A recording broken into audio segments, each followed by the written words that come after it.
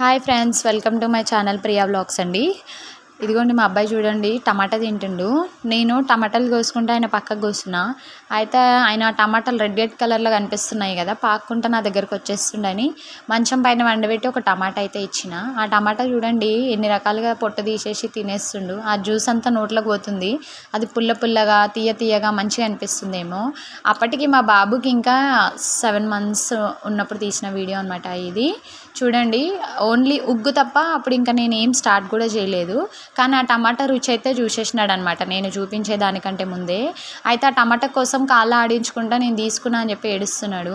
సరేలే పోనీ ఏడుస్తున్నాడు కదా అని మళ్ళీ ఇచ్చినాక కూడా అట్లనే నోట్లో పెట్టుకుండు. కొడుక్కి ఇప్పుడు దిమ్మ తిరిగిందనమాట, పుల్లగా ఉన్నది, కళ్ళు మూసుకున్నాడు, అర్థమైతలే ఏమైందనేది. ఇప్పుడు నవ్వుకుంటా స్మైలీ ఫేస్తోని ఆ టమాటా చూసుకుంటా ఎగ్జైట్ అయితే అవుతున్నాడు. మళ్ళీ నేను తీసుకున్నా టమాటాని, ఏడుస్తున్నాడు. ఎందుకంటే సర్ది అవుతుంది కదా టమాటా ఎక్కువ తింటే అని తీసుకుంటే వినట్లేదు.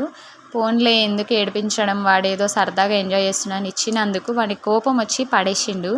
మళ్ళీ ఇస్తుంటే మళ్ళీ పడేస్తుండు టమాటా. పట్టుకుంటలేడంటే అర్థం ఇప్పుడు అది బోర్ కొట్టేసింది, వేరేది ఇవ్వాలని అర్థం అనమాట.